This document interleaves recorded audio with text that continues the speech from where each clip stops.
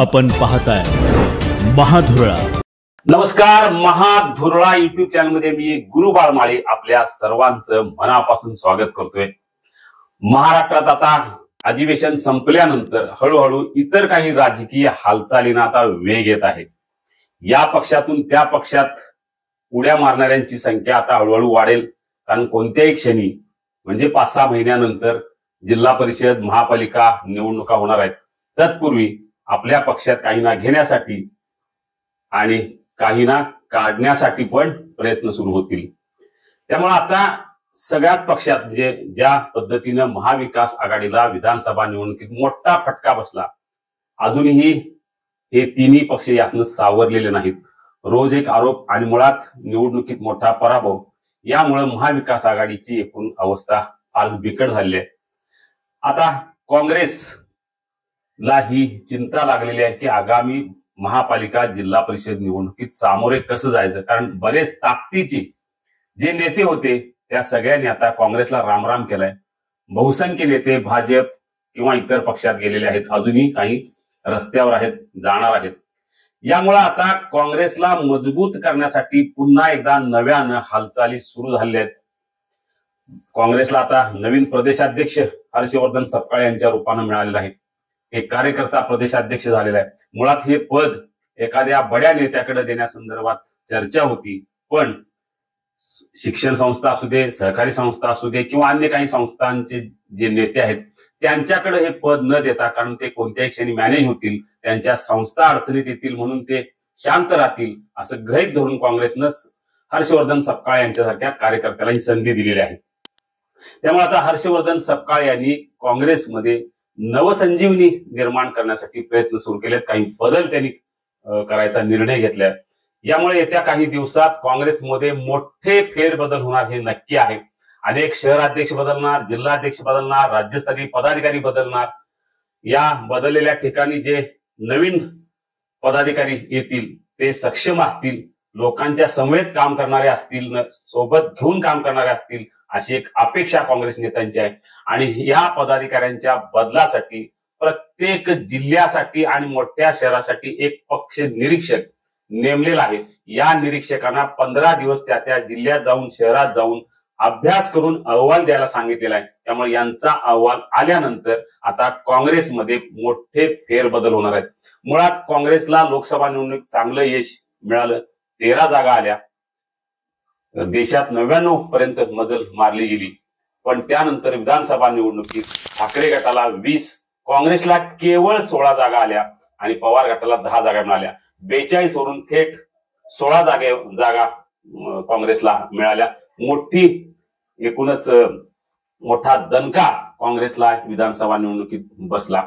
त्यामुळे आता काहीही करून पक्ष मजबूत करण्यासाठी प्रयत्न सुरू आहेत. मुळात काँग्रेस जे कार्यकर्ते अजूनही खेडेगावात, तळागाळात आहेत, त्यांना ताकद देण्याची गरज आहे. आतापर्यंत बहुसंख्य नेत्यांनी आपण, आपले नातेवाईक, आपल्या जवळचा कार्यकर्ता यांनाच गब्बर केलं आणि सर्वसामान्य कार्यकर्ते बाजूला राहिले. त्यामुळे आता हेच कार्यकर्ते काँग्रेसला पुन्हा एकदा मजबूत करणार का, हा अतिशय महत्वाचा प्रश्न आहे.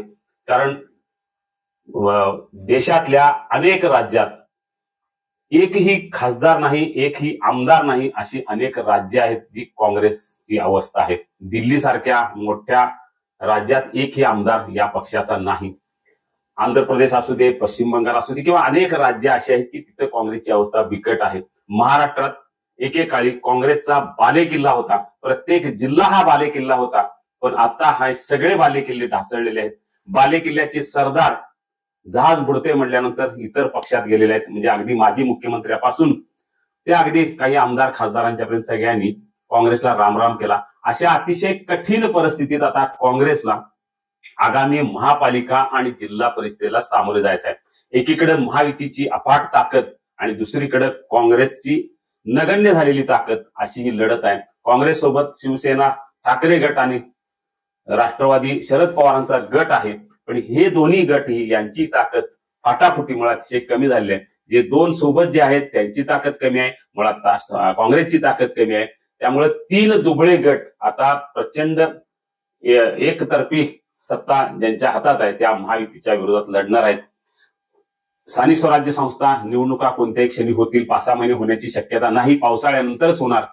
तोपर्यंत किमान राज्यात काही तयारी करता येईल का, यासाठी काँग्रेसनं आता हळूहळू पावलं टाकायला सुरुवात केलेली आहे. अगदी मंडल स्तरापासून ते प्रदेश पातळीपर्यंत अनेक मोठे फेरबदल काँग्रेस करणार हे नक्की आहे. पण हे करत असताना पुन्हा आहे त्या सगळ्यांना जर संधी दिली, यातनं नवीन काही होणार नाही. सर्वसामान्य कार्यकर्त्यांना ताकद देण्याचं काम आता काँग्रेसनं केलं तरच आगामी काळात काँग्रेस तग धरेल. नेते भरपूर आहेत, पण हे नेते आपल्या बगलबच्च्यांच्या पलीकडे जर विचार केला तरच काँग्रेस टिकेल. अन्यथा इतर राज्यात ज्या पद्धतीनं काँग्रेसची अवस्था झाली तीच अवस्था महाराष्ट्रात व्हायला फारसा वेळ लागणार नाही. यामुळे आता एकीकडे अनेक नेते भाजपच्या दिशेनं जात असताना, म्हणजे अगदी कोल्हापूर सांगलीत हीच अवस्था आहे, साताऱ्यात ही अवस्था आहे. साताऱ्यात उंडाळकरांनी प्रवेश केला, सांगलीत पृथ्वीराज पाटील वाटेवर आहेत, कोल्हापुरात ही 1-2 नेते आता काँग्रेसला रामराम करण्याच्या तयारीत आहेत. सोलापुरात हीच अवस्था आहे. जशी पश्चिम महाराष्ट्रात अवस्था आहे तशी सगळ्या राज्यात हीच अवस्था आहे. काँग्रेसचे काही नेते आता काँग्रेसला रामराम करण्याच्या तयारीत असताना काँग्रेस मजबूत करण्याचं एक मोठं आव्हान हर्षवर्धन सपकाळ यांच्या समोर आहे. काँग्रेसचे अनेक युवा नेते या पक्षात आहेत. सतेज पाटील असू दे, विश्वजित कदम असू दे, असे अनेक नेते आहेत, प्रणिती शिंदे आहेत. या सगळ्यांची मूठ आता एकत्र झाली तर काँग्रेसला भविष्यकाळ उज्ज्वल नक्की आहे. पण सध्या काँग्रेसची अवस्था बिकट आहे. आता या बिकट अवस्थेतून येत्या काही काळात काँग्रेसला मजबूत करण्याचं काम या युवा नेत्यांच्या हातात आहे. पाहूया आपण आता हे सगळे नेते काँग्रेसला किती मजबूत करतात, कळेल आगामी जिल्हा परिषद आणि महापालिका निवडणुकीत. धन्यवाद.